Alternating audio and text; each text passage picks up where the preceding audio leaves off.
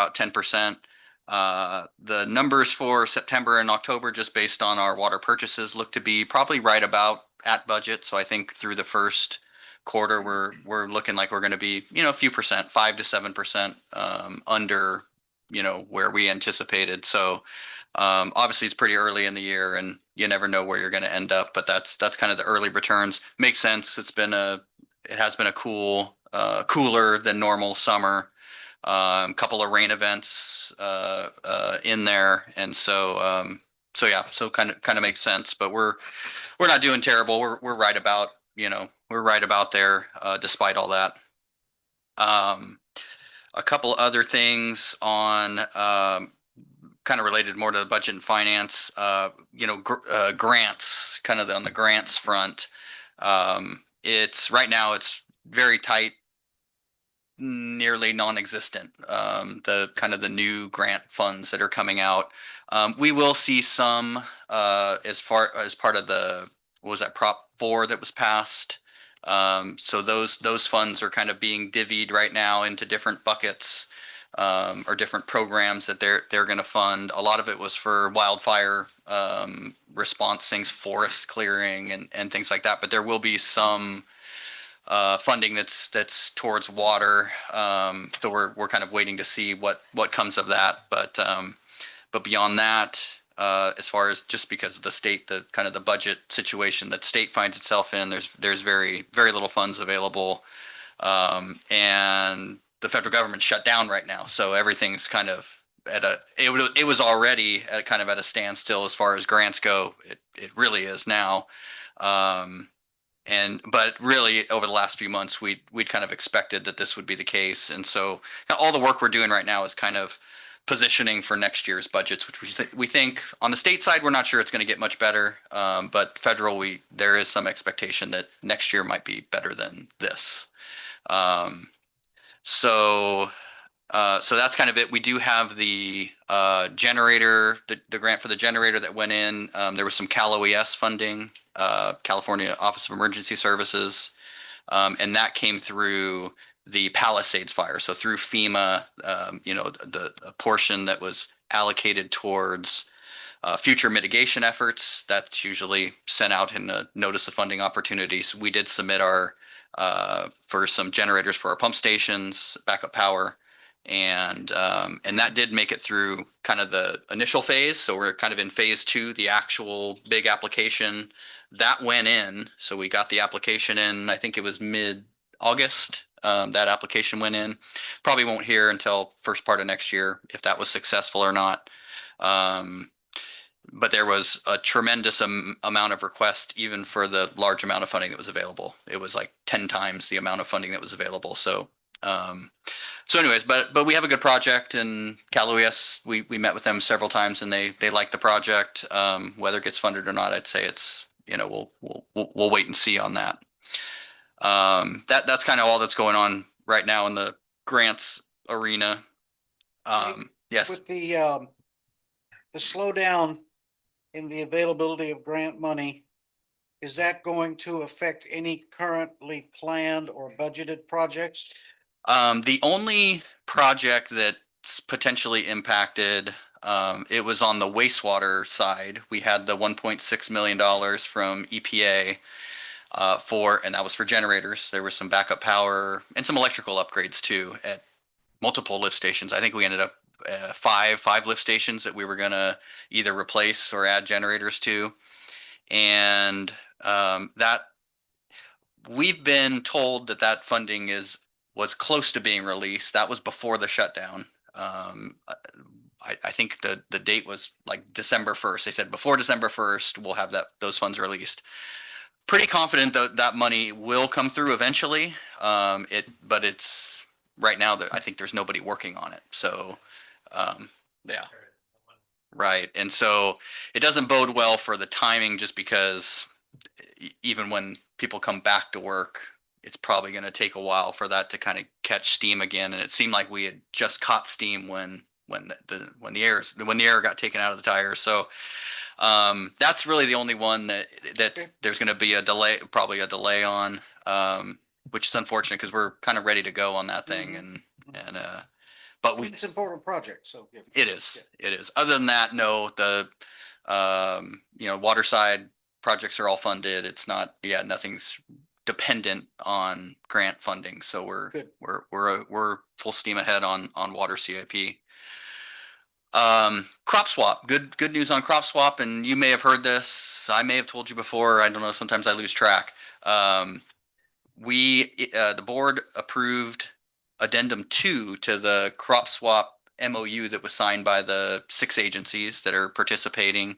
And the whole purpose of addendum 2 was there was funds from certain agencies that had not been expended. So they had grant funding allocated to them, but they didn't have the customer demand to actually spend the money. Most of it's coming from Rancho. Rancho had about 650,000 that was just unaccounted for. And we only have another year to complete the projects. And so addendum 2 basically authorized those agencies that still have funding to release that funding to the regional pool so that those agricultural customers can access that grant funding. Amendment 2, yeah, got everybody approved it. We just got the signed version the last 5-7 days. And so there's kind of a couple things happening. The administrator of the program is going through and verifying all the projects that were previously approved that haven't been completed. Are you still planning on completing your project? That's kind of step 1. Step 2, they're going to go through the wait list. So we have about 21 waitlisted projects. Those will all likely get done. They'll all come off the wait list, and anybody who wants to do their project, those will get done. So those will be the first ones, and they're going by the date you join the wait list. So they're just going through. I think we have quite a few. I think Valley Center has some, and I think Fallbrook has some as well. So those 3 agencies are really going to probably tie up that 650,000 plus. If any projects go, hey, yeah, we're not going to be able to complete our project, then that funding is going to go back into the pot too.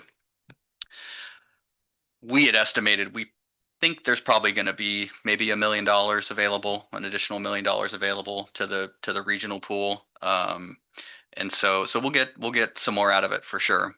So that's all good news. On top of that, an effort's been, something we've been doing over the past 4, 5, 6 months, was, petitioning Metropolitan.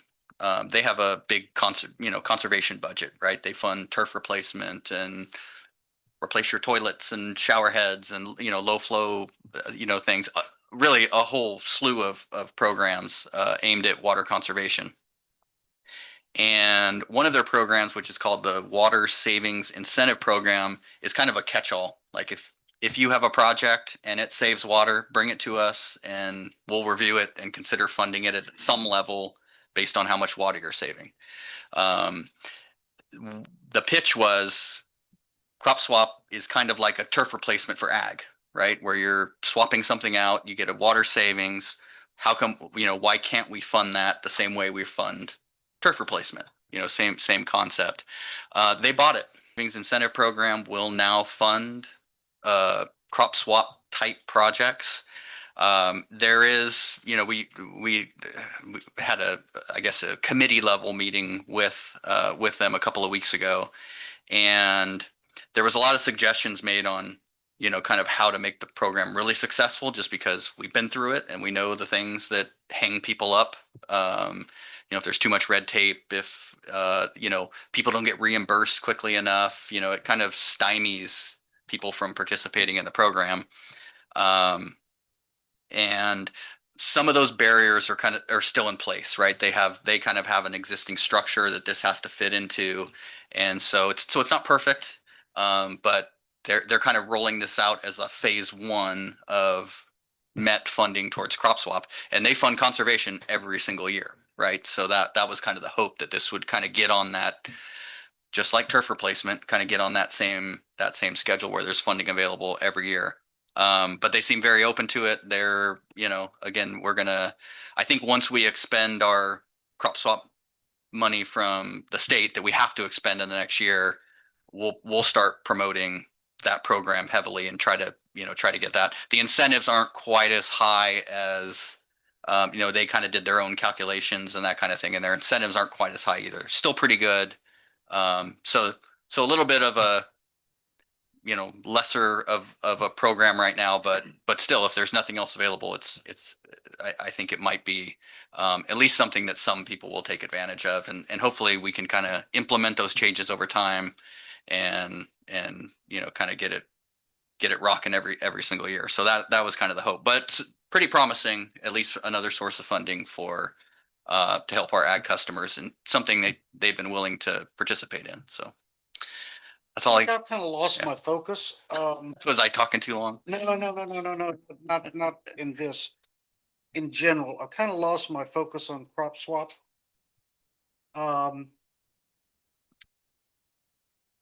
As I understand it, the fundamental benefit of crop swap is that by making whatever changes that are made in the field, Mhm.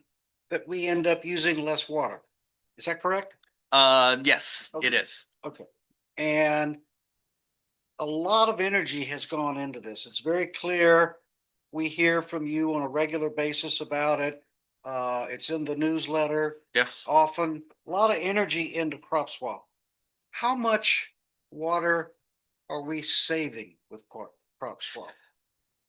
Good question. What's the impact on the total system that we have here in Rainbow? Yeah, and some of the projects, and really a lot of the projects that are in our area, just because people love to grow avocados here, Yeah. right? Yeah. So there's really a couple of main projects that are focused at avocados, and that's the rootstock upgrade and rejuvenation, which is stumping, basically.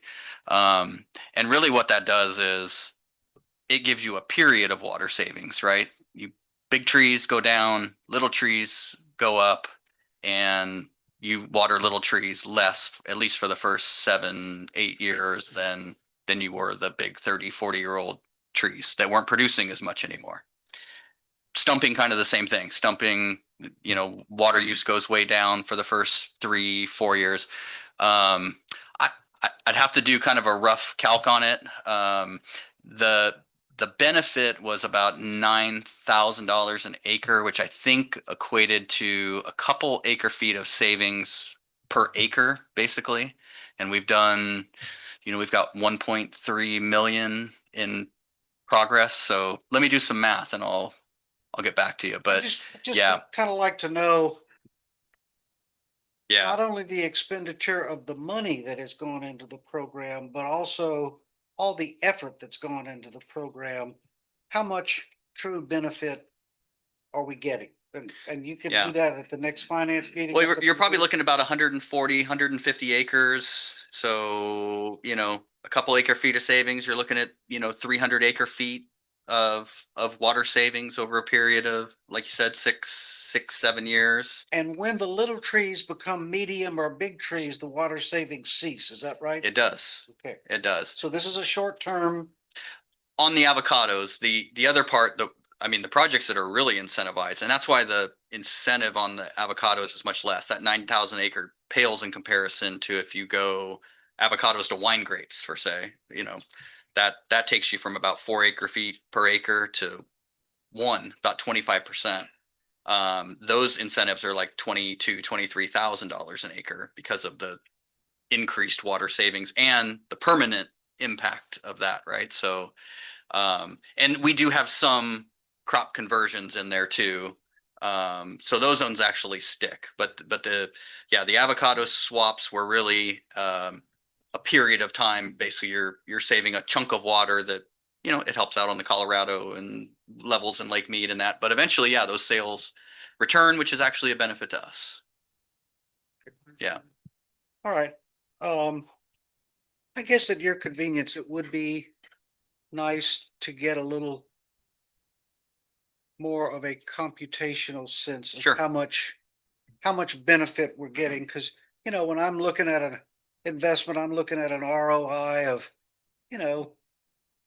6, 7, Yeah. and I'd like to know kind of what the ROI on this is. Yeah. That'd be great. Okay. It sounds like it's a very aggressive, hopefully a very exciting program, and Yeah. hopefully the ROI will sit with that to show that we're getting very good returns on the money that we're putting in. I think long term, it will show that. Okay. Just because the sales are very valuable to us. And I mean, yeah, and you know, kind of a priority to, I mean, it is a priority to try to help sustain agriculture in the area. It's part of it. But that is a big piece is the ROI on it that, you know, over time, you know, those sales don't go to zero, right? Where if we don't do anything, those trees go down. That's, yeah, not 300 acre feet, which is just the savings. It's 600 or 1,000, and that's $1 million a year for us, right? We know 1,000 acre feet of reduced sales is about $1 million in net revenue. Okay. So yeah, All right. but I'll give you better numbers. Those are That'd be just great. those are back of the napkin kind of Yeah, things. yeah. Just get the old man working right. Yep. Okay, thank you. Anything else? That's Done? it. That's it. All right. Okay. Constantine? I don't have Vern? anything else additional except for items that are coming up. Okay, all right. And then finally, item 9C, committee member comments. Any comments? Not None? today. None? My only comment is, thanks for asking about that. I had the same question, so Okay, appreciate it. okay. All right, well, so that completes page 1, item 9C. We'll go to item 10. Consideration of a variance request from resolution number 2024-08 to allow a parcel larger than 0.49 acres to qualify for capacity class B 3/4 inch meter. And I have a slip here that a Mr. Ed James would like to speak. Do we do this? Do we do the public speakers first, or do we talk about the item first? I'd ask maybe let Josh just run through. I don't know how many slides you have. A few slides, Four. and then we Okay, could hear from him. Is that all right, that let's works? do that. Go Yeah. ahead. All right. Thank you. So And your name is? Josh, Josh. I'm the customer service and meter supervisor. Okay, Josh, nice Yeah, to meet you. nice to meet Thank you you. for coming to our committee. Absolutely. He's Okay. he's a star of our customer service and communications committee, but not a frequent Yeah. presenter here. Yeah. Yep, Okay. yep. So yeah, like you mentioned, we have a variance request to downsize a 1-inch meter to a 3/4 inch meter, and Mr. James is in the audience here today. So basically, what our ordinance 2408 says is it determines what meter size you can put on which parcel, right? So it's basically with the water demand and the service reliability. So that was adopted to ensure the adequate capacity for potential use of irrigation and ag. Do the next slide. So the background on that ordinance, so there was a study done in 2019 by Wilden and Ruft Ellis. They did the system-wide analysis that basically determined, like I said, which meter should be placed on which lot. And what they determined was any lot larger than half an acre has to have a 1-inch meter. And the reason that is for like the demands, also for fire flow, if a home has fire sprinklers. Right, so anything less than half an acre can do a 3/4 inch meter. That's basically what the study showed and what the ordinance shows. So this is a consistent practice that the district has done since 2019 of April, which is when this was implemented. Go to the next one. Again, so two main things what we look at whenever we're considering a downsize. So it's the water usage, what that meter can handle on a monthly basis. So a 3/4 inch meter can handle about 50 units a month. A 1-inch is going to be closer to 80. So that's what we look at to see what the water usage currently is to determine if they'll qualify to downsize. The second thing is going to be if they have fire sprinklers, like I mentioned, they'll need written approval from the fire department. This doesn't pertain to him at the moment because the home doesn't have fire sprinklers, but it could potentially, if there's like an ADU, then the fire sprinklers could be mandatory on that. Next one. So this is going to be a satellite image of Mr. James' property here. So everything highlighted in blue is his parcel. So it's a total of 1.16 acres. One thing to point out, and this is something that Mr. James mentioned as well, a lot of the surrounding neighbors do have 3/4 inch meters. There's about 6 of them that have 3/4 inch meters, but those meters were all installed before we had that ordinance in place in 2019. And then there's 9 other neighbors in the area that have a 1-inch meter. So basically what we're looking at is the current usage is pretty low. It doesn't exceed the 50 units. Some of the neighbors have 3/4 inch meters. he's requesting this because of financial hardship. It would save about $60 a month from the 1 inch to the 3/4. And like I mentioned, the home does not have so the main thing we're looking at again is the potential use for a grove or plants, trees, things like that, increased water usage. What we tend to see is when these meters are being overused, they burn out. And that's when you get water loss. These meters aren't recording accurately, and that's when we're not billing correctly for these water usage. The next one. So 3 options. First one's going to be to approve the variance request. Second one's going to be to uphold the ordinance and deny the request. The third's going to be provide other direction. And staff's recommendation is going to be option 2, is to uphold the ordinance and stay consistent like we have been for the past 6 years. Mr. James is requesting 3/4 inch meter? Yes, sir. Okay, thank you. Yeah. Welcome to our committee meeting, Mr. James. Thank you for having me here today. You bet. Appreciate it. Besides what's already mentioned by Josh, basically, I've been on the property since 2001. My bills back then were about less than $60 a month for water usage. And of course, over the years, we've seen increased amount of basic surcharges that's gone up, of course, because your costs go up. As was pointed out earlier, there is quite a number of community members that have a 3/4 meter. And that's where it seems unfair. You guys, I don't remember what year, updated all the meters. Most of the residents moved in after me, after 2001. If we were going to be on the same page, I would hoped that the district would have upgraded those meters as well to 1 inch size. Then we would be all equal on the community in my street. But since it didn't happen, it seems unfair to me that I'm paying more on the base rate than my neighbors that have been there less length of time. So that's kind of, besides the financial hardship, I'm a widow. I'm the only one in the house right now, so it's hard to keep all the bills going. I'm on other programs to help with assistance. If Rainbow comes up with an idea of maybe doing a program for those that meet a lower income level, that might be something for the board to discuss in the future, where this wouldn't be an issue with meter size. As stated, I don't have any sprinklers, not planning on an ADU. There's no reason for it at this point in time. It would make sense if the water increased, that the meter size would have to increase. Yeah, it used to be, my kids grew up here, been 4-H, FFA, raised animals. So we had other usage of water that was a little heavier in the past. Still, even that point, we were still within the requirements of a 3/4 meter. So in a nutshell, the house was built in 1977. The previous owner, which was the original builder, Gerald Wolf, he had a dahlia farm and grew plants. But since that time that he left, it was rented before I purchased it and has been pretty much vacant besides the animals raised. Never been avocados or any other crops besides the livestock for my kids. So I don't want to repeat anything I already said because I want to take up any extra of your time. So thank you. Any questions? Thank you. Any questions by committee members? Huh? None? I have a couple. Okay. This is one of the few times where I find myself flying a bit in contradiction to the staff on this. I brought my water bill and I have a little over an acre. Now, don't you come get me because of this. I have a little over an acre and I'm using in the mid to high 30s of units of water per month. And I have a 3/4 inch meter and I'm being billed as a 3/4 inch meter. And so I just look at it as a committee member and I look at it as a fellow citizen and a ratepayer who's asking for the same treatment that I have. And I can't really come up with a valid reason other than apparently we passed some ordinance Yeah. that contravenes that.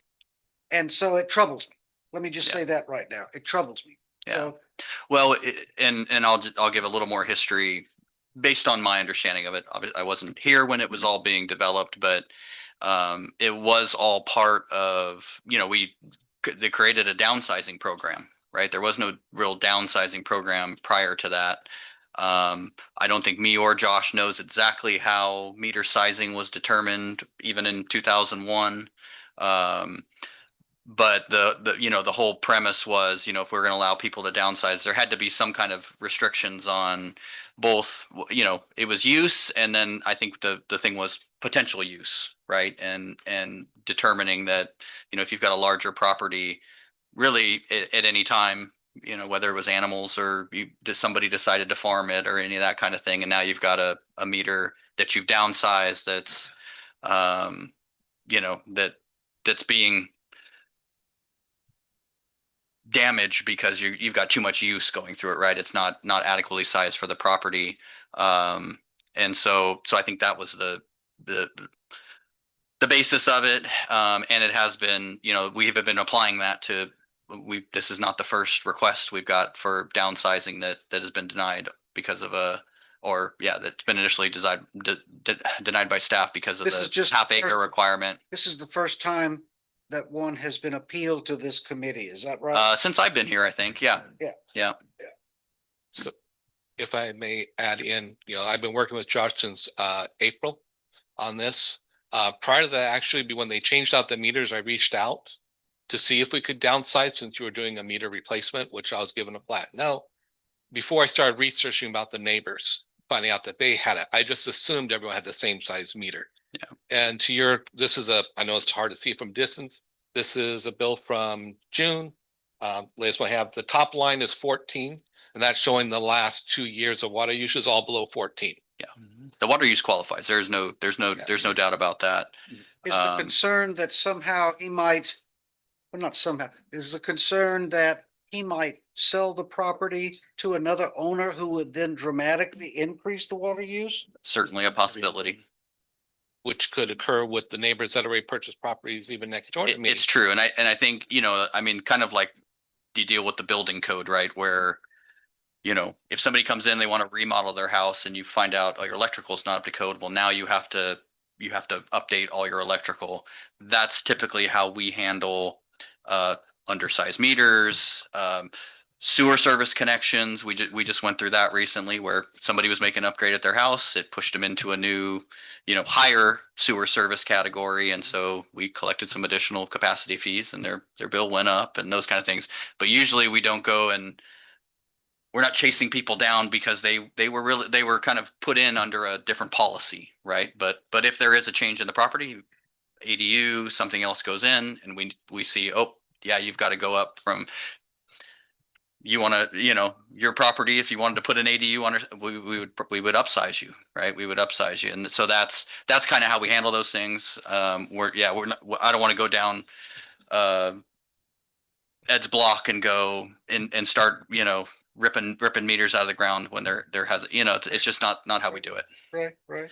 So I mean, I hear you. I hear you. And I think I am somewhat colored by a circumstance we had here in the past. Josh, I don't know if you were with us then, but Chad, you were, where a fellow was building a home over on Diego Estates Road off of Gerd. And he had enough acreage to qualify for a higher size meter. And he vowed and declared that he was not going to be doing any ag irrigation in there whatsoever.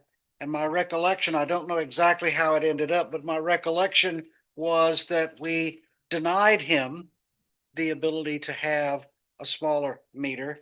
And I remember raising it at this committee meeting and sharing some angst about it. And I do not remember what the ultimate outcome was. And so that colors me coming in that this is like the second time that I'm feeling like a fellow citizen and a ratepayer may not be getting the squarest of deals here. That's all I'm saying. And so I'm concerned about it.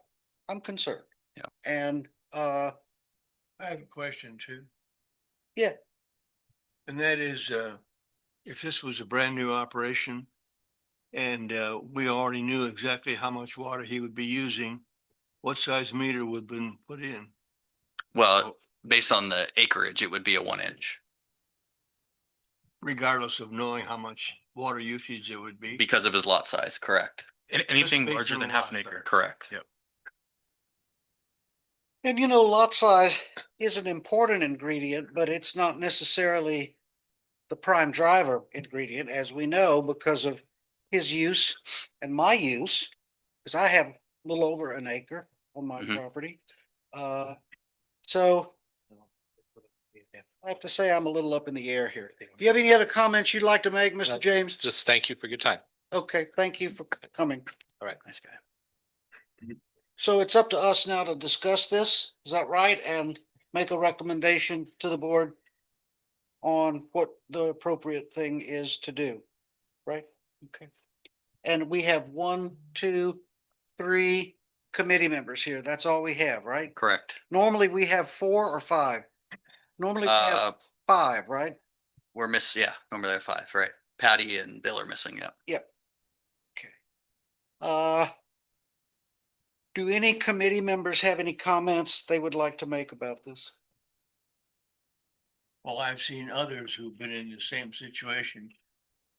Since I've been here in Fallbrook, my area for over 30 years. You begin to see what's happening to everybody else.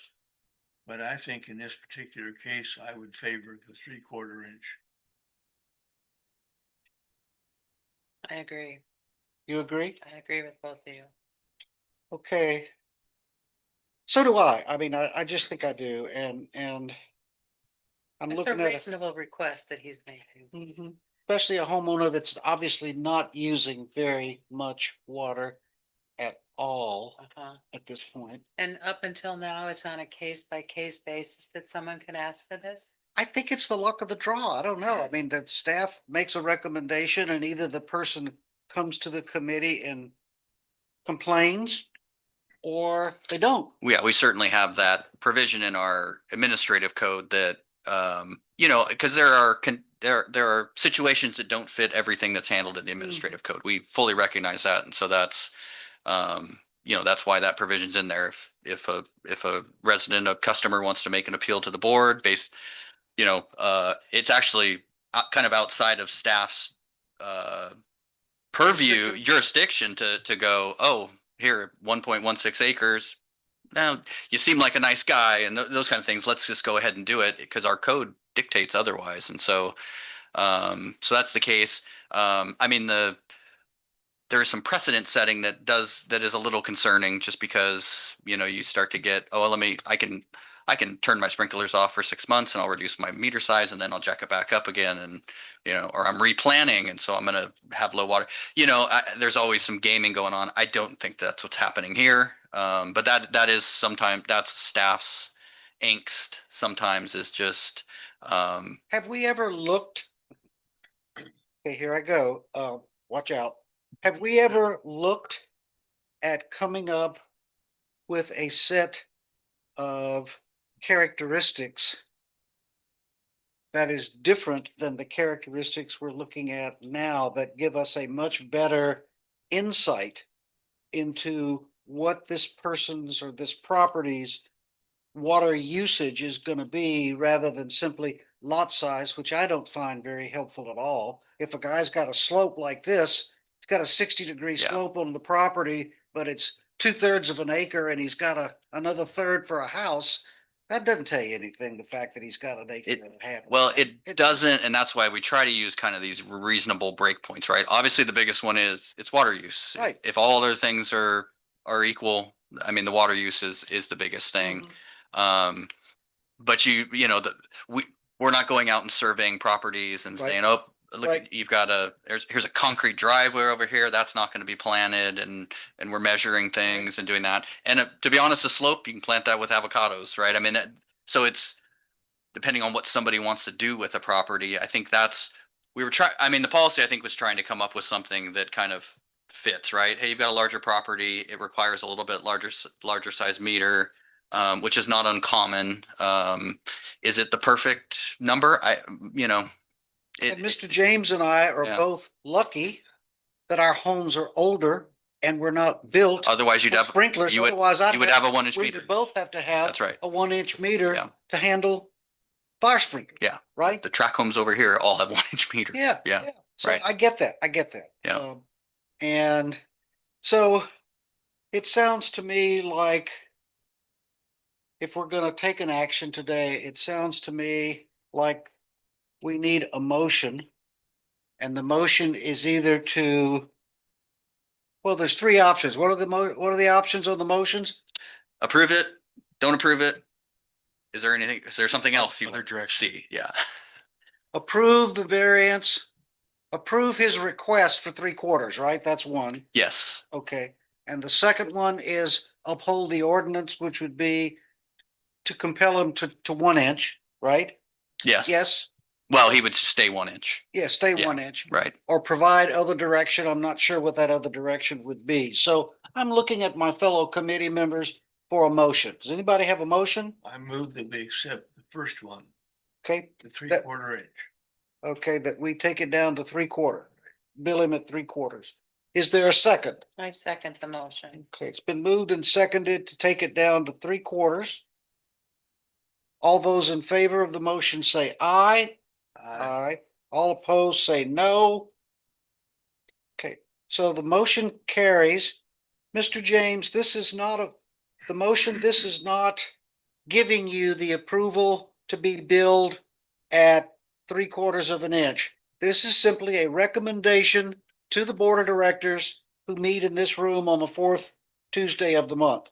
This month, it's actually next Tuesday. It's the 21st. Yeah, next Yeah. Tuesday. Yes, yes, We yes. had to move it. So this is not, this is just a recommendation to the board, okay?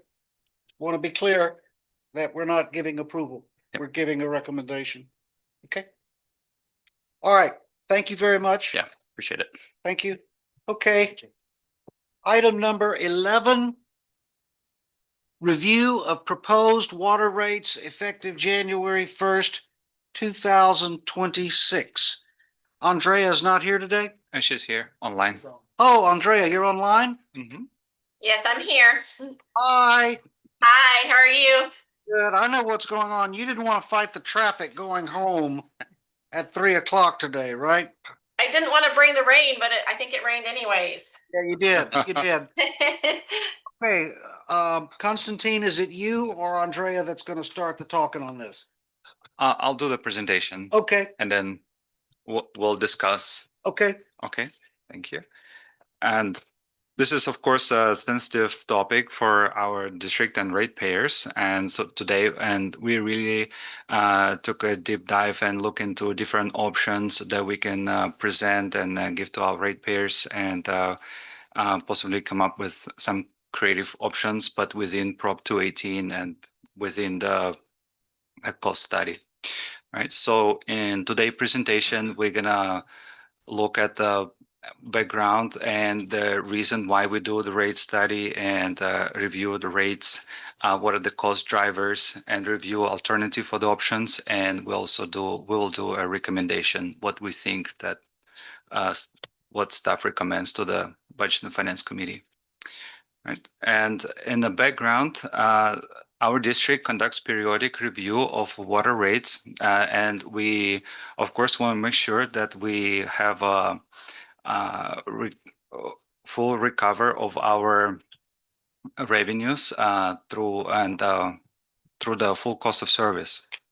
And costs that we need to recover, they include purchases of water from Eastern, our operation maintenance, capital improvements, and payment for all the debt service that we need to do. Budget was done and approved in May by the board. And since then, we worked with Andrea from AB Consultant to update our water rate model because we got some actuals for July and for August, and we have better picture on our expenditures and see where we headed in this fiscal year. All right, and next slide. Purpose of the review is threefold: is to evaluate water rate adjustments options. Second is to incorporate Metropolitan's pass-through cost increases. As you know, they're increasing 9.5% on January 1 on our variable side of the water purchases. And we want to make sure that we have long-term financial sustainability and equitable cost recovery. And we want to make sure that our rates are fair for all the customer classes, for residential and for ag, and at the same time that we are meet financial needs of the district. So here we go, the next slide. So option one is, as you remember, that was a board approved option to increase by 4% on January 1 for both variable and fixed cost. And this option is already original and approved option, and it provides sufficient revenue to meet budget projections. It minimizes the future rate increase risk that we might need to up the risk on that we need to increase the rates again. So that's a safe option, and that increases residential by 25 cents per unit on the variable side and agricultural by 20 cents per unit.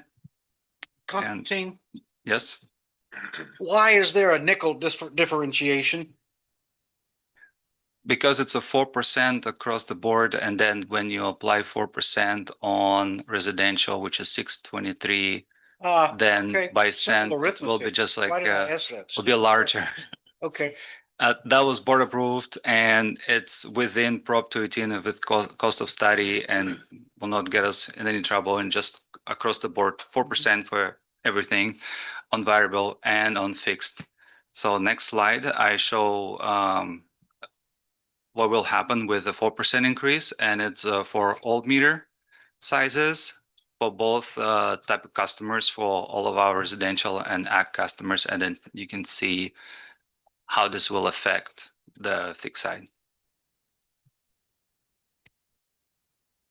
So that actually wasn't a bad question, because it actually comes into play when we start talking about option two and how those percentages work a little bit. Yeah. I'm back to that other screen Oh, go back one more slide. there. Just Yeah. these are the fixed charges, With option one, right? by meter size, there's a current rate. This is what you pay if you're building a new house? No, these are No. these are the monthly Monthly. bills, fixed cost.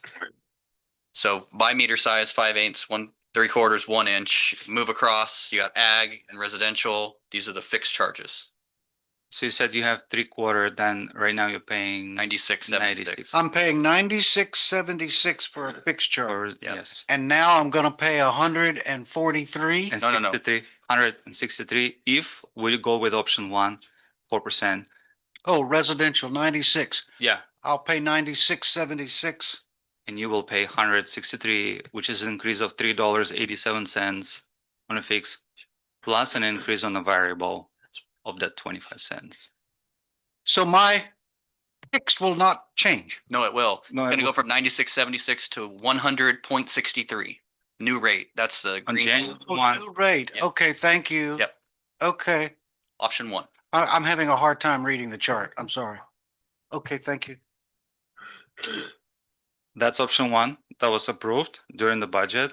And right now we're presenting second option where we can choose from, and then we will suggest it to the board for adoption, because January is coming up very quickly, so we need to decide. Please, next slide.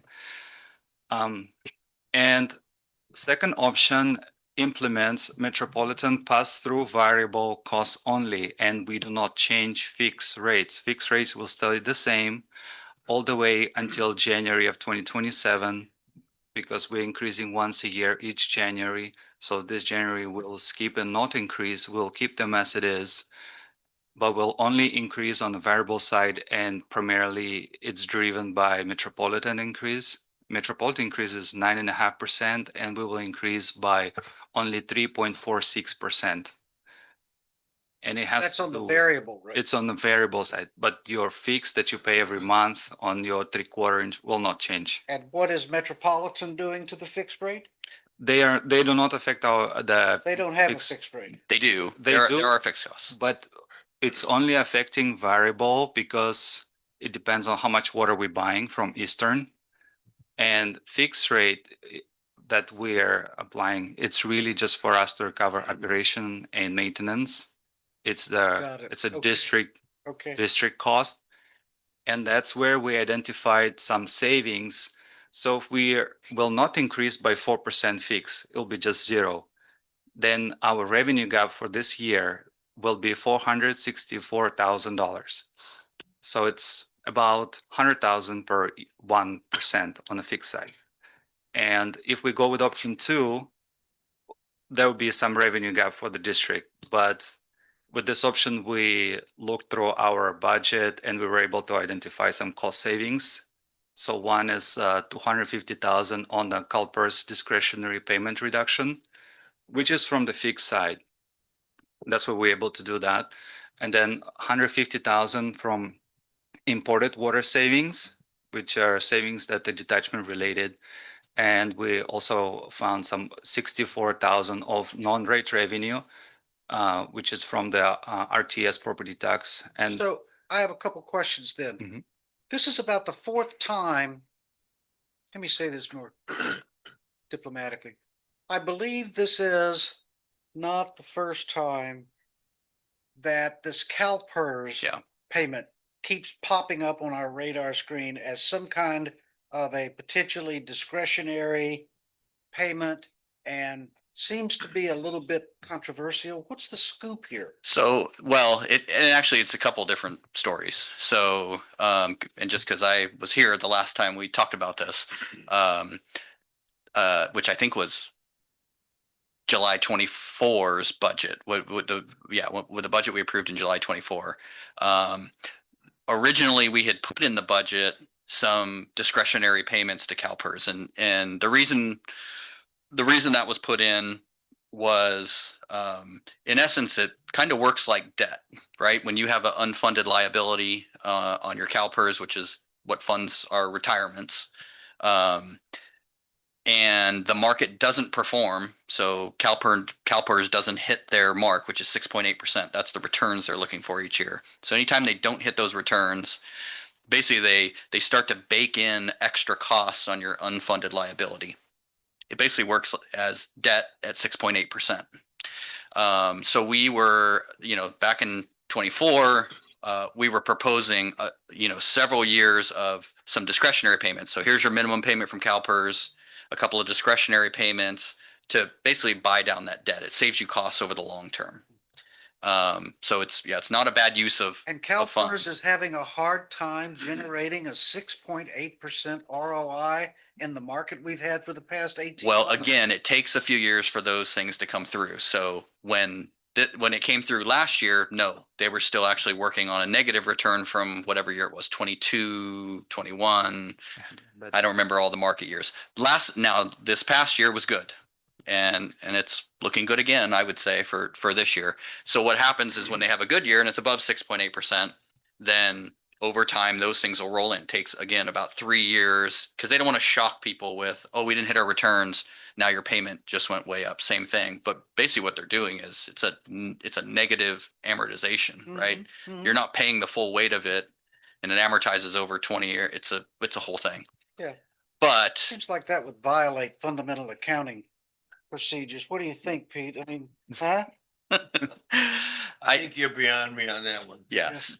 So that was the original one, that we were planning some discretionary payments. That was actually the board came back and said, and just said they wanted to cut the rate increase. Right. We proposed 6%. No, we need to be in line with inflation. I want it cut. We came back and said, well, what doesn't hurt operations or capital? And it was that. This. It doesn't help us long term necessarily, but we can deal with it. This year, actually, we had anticipated that some of those negative years were going to more come into play, and we actually just kind of over budgeted for it. Now we've seen the CalPERS number come in, and there's about 250,000 there that we just don't. Again, you could make a discretionary payment.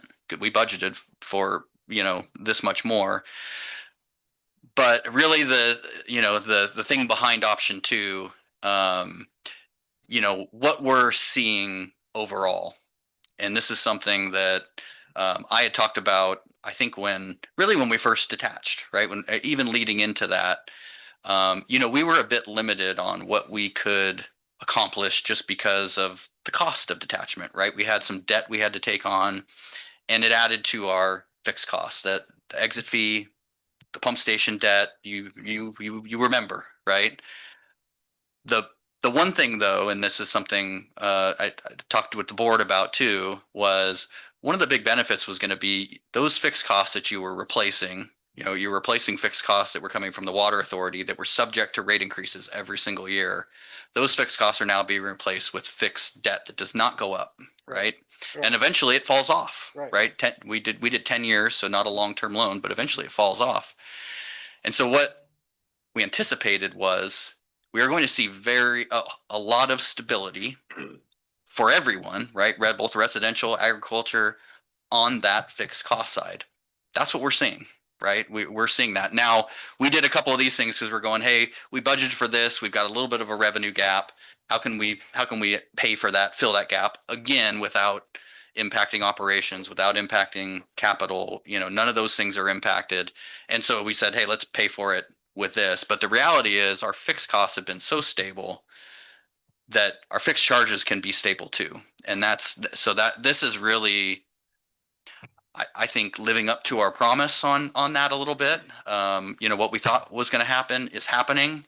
And this is really the biggest pain point that we see from our customers, to be quite honest. It's the fixed charge that both from residential and ag. And we've heard ag, which sometimes is a little surprising, but just that the fixed charges are just too high. I think we have the ability to do something about that now. And so that was really how we developed this option too. I And like it. and Constantine is Mhm. going to tell you that's what we recommend too. Yeah. I like it. Yeah, thank you. Yes, and that will increase by 19 cents overall for all customer classes on the variable side on the water purchases. So to Flint's question, let me just weigh in on this a little bit. This one's a flat percentage increase because you have a water cost that's increasing the same for everybody, right? Mhm. So if we're gonna Yep, yep. kind of follow 218 on, okay. Yeah, I okay, got you. I'll I stop got you. there. that's why we I have got- Andrea here. She Yeah. really So it was a wanted to make good sure that question we you are asked. with It was a good one. alignment with Prop 218. Yes, so we have to be fair for all customer classes. It's not 4% across the board for each one. It's the same dollar amount increase, so 19 cents for each Mhm. customer class. Right. Next slide. So both options support our strategic focus area, which is fiscal responsibility. They both ensure equitable cost justified rates, and they both compliant with Prop 218. Right. And the next slide, please. Staff recommends option 2. It provides rate relief for our customers. It also maintains fiscal stability and by recovering pass-through cost. So next step is for committee recommendation to the board for approval. Right, any questions and discussions? Make sure I understand. So you're recommending option 2. Yes, staff recommends option 2. I recommend option 2. Well, Mhm. your logic is reasonable. On Yeah. option 2. Mm-hmm. I agree with I think so Great. too. I That's think great. so too. Mhm. But we Get need to some- do a motion, is that right, Therese? Okay, keep the little boy in line. So is there a motion on this item? And if so, what motion are you prepared to make? The motion should be that we are recommending option 2. Okay, it's been moved that we recommend option 2. Is there a second? I second that. Moved and seconded. All those in favor say aye. Aye. All opposed? No, there are no no's. It passes unanimously. Beautiful, beautiful. Yep.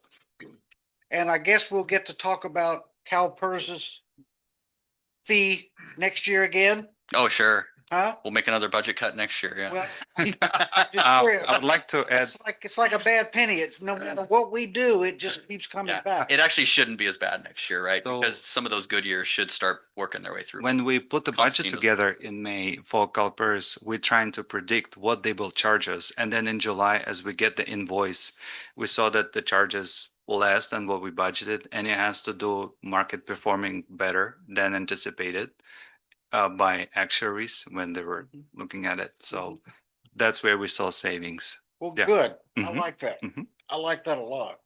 So- All right, so we can move on to Item number 12, I think this is you, Constantine. Yes, Review of the monthly finance packet. yes, sir. What are we, And 2 months into the year? 2 months Yep. into the year, this is August.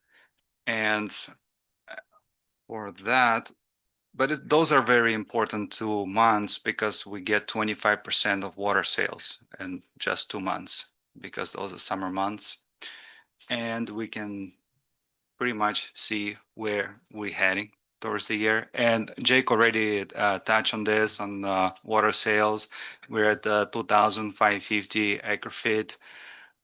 We are a little bit below than how we did last year. Last year was really good for water sales because this year we have a little bit more rain and colder summer, but we can still be on target for the budget, or maybe a little bit under budget, but maybe 200 acre feet or 300. But I wouldn't worry too much as of August that we're gonna have any major revenue loss. Okay. And I was able to put all additional revenue in case we'll have a bad year into separate fund for rate stabilization last year, and we put about 1.1 million.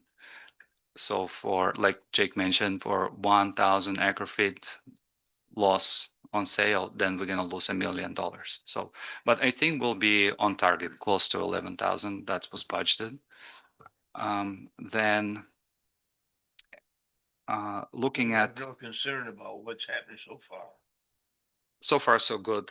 gonna watch it. We're gonna watch it close. Little bit worse than last year. Don't screw this up, But- Pete, okay? Don't make sure that- Yeah. So on the revenue side, if we're talking dollars, as of August, we're coming in at 9.7 million or 5% below the budgeted numbers for August. And let's see, we made some large loan payments in July.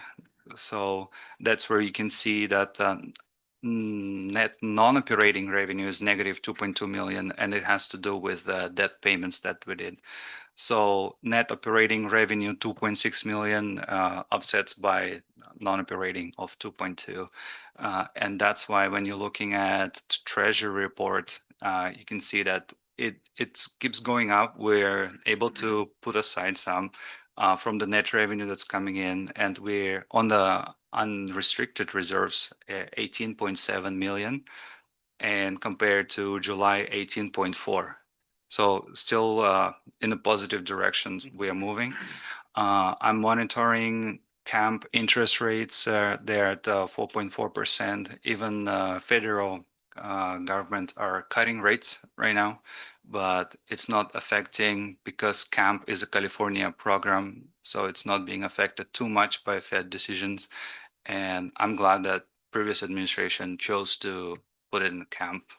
So that's where the majority of our unrestricted revenue is sitting at. And as of August, we're looking at 108,000 of interest that we're receiving, which is really pays off when you have good savings compared to where we were last year. Our reserves were down to 7 million. So that really helps us. Even if we'll have the option 2, then we'll have those additional revenues that come from the savings from interest that we're earning will be able to help us to offset that revenue gap. Right. And let's discuss the wastewater side. On the wastewater, our revenues through August came in at 1.1 million and pretty much on target with the budget. Is at just 1% above. Operating expenses are below, but that's because we didn't, as of August, we just didn't receive the invoice yet from City of Oceanside, and this is our largest expense for the wastewater treatment. We are paying them though. But We are paying we them. we are paying them, Yeah, and books, aren't you? Recording the transactions of liability then? that is correct. Yes, we're still recording. And if we're just talking cash, we just didn't pay them yet. But of course, we got their invoices and they're a little bit higher than anticipated. So we might want to look at the wastewater side. Maybe we'll have, like last year, we had negative net operating revenues, and it had to do with catch-up payments that we had to do. They didn't bill us over the last 3-4 years, and then they hit us with the bill that we had to do with 17 equal payments. That put us in the negative. So this time is City of Oceanside provide us with some invoices that are higher than we anticipated. So their increase year over year of their treatment charges are about 20% that they're increasing. But our rates were only increased 13% to our customers. So we'll have some options if we want to do a pass through on the wastewater side. Oh, we'll see if we are talking to the City of Oceanside right now and trying to get some details where the increase are coming from and get more information from them. Good. Mhm. Help them justify what they want to charge you. Yes. It has to be fair, and we want to see why they keep increasing 20% every year. Because they can. Yeah. It's like a monopoly because we don't have any other wastewater treatment option. So, yes. That's Okay, pretty and then- stiff. That's Mhm. pretty stiff, 20% a year. It is. There's some math behind it that we're digging into. So, Dig hard. but yeah, That we are. sounds like a big number. We are. Mhm. Okay, thank you. Yeah. On the customer service side, we look very good. You can see from the graph that the customer calls are actually trending down over the months if you will compare. So nothing extra to note there. And if you have any questions about our financials, let me Any know. questions? Well, I was a little curious about Oceanside and what you gentlemen were talking about, and who do they answer to? Well, we have a agreement with them that has very specific criteria and rate design surrounding it.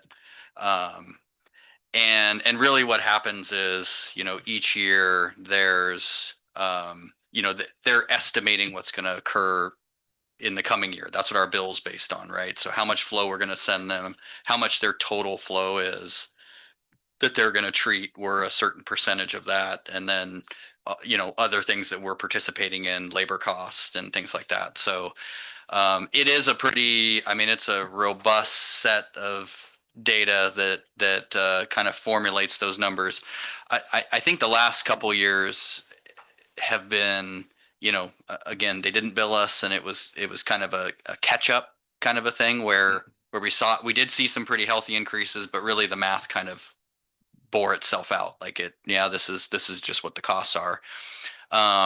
This year we've got some other things, and we've got some very specific questions into them, because there was some changes to, their estimate of what their total plant flow is. Another thing that is happening too, it's not just their costs going up, it's our flow increasing, right? As we connect all these homes in, as our flow goes up, we become a bigger part of that plant. So we're kind of getting it on both sides, which is kind of driving some of those costs. But we do have some concerns with some of the changes that were made, and so we're doing some verifying on all that. Either way, when it comes to the end of the year, it all gets audited and they true it up. So the actual costs actually come back. It seems like most years we do get a credit back, right? It's not a wild. When they bill us. Yeah. Well, when they bill us, yes, right. And so, so there is a lot to it, but it's not it really isn't hey, we're just going to charge you more because we want to. There actually is some very tight formulas and what that looks like. And then again, sometimes it's just an estimate, and then the audit kind of trues everything up. So it's that's kind of what we're looking at. But it is a little higher just because they're indicating their flow. They're treating less flow, and of course ours has gone up. So that's the big driver. Yeah. while we're on that subject, Jake, any word on that huge parcel of land off of Puerto del Sol? River Road? That land is getting more and more cleared out. I mean, yeah, it's looking pretty clean over there. yeah. I got houses written on it. Yeah, we haven't got anything. Nobody's said a word about or approached us about anything. I actually looked it up to see if there was any kind of CEQA action or anything like that going on. Nothing. There was nothing. It actually looked like they planted some vines on some of the property, but so I don't know. I don't Okay. I don't have any idea what's going on there. Got it. Yeah. Okay. Mhm. Okay.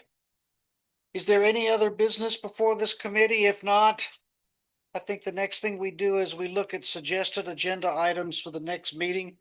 Hell, I'm not even sure I know when the next meeting is at this point. When is the next meeting? November 10th, it's a Monday. November Okay, so it is, we are gonna have the November meeting, okay? Yes. On a- second Yes. Tuesday. Okay, and what, are there any items that the committee would like to have raised at that? Otherwise, it'll be open to the staff. Yeah. Possibly audit update. What? Audit update. Okay, Mhm. audit. Audit. update. Mhm. Okay, all right. Good. Audit update. That'll probably be a pretty significant chunk of the work. Anything else? Just one comment, and I can see his screen while I'm sitting here. When you're reviewing some of these documents, where you're talking about some numbers, it'd be helpful if you could put that same data up on the screen. Oh, Some of us Mhm. operate with numbers in our minds, and words are fine, but seeing the numbers helps a lot. okay, noted. That'd So be like great. a presentation. Suggest. Yeah. Thank you, Pete. Will do. Okay, Mhm. then I think it's time to call for adjournment. Everybody okay with adjourning? Yes. Okay, QED, let's quit and eat dinner. Thank We're you. done.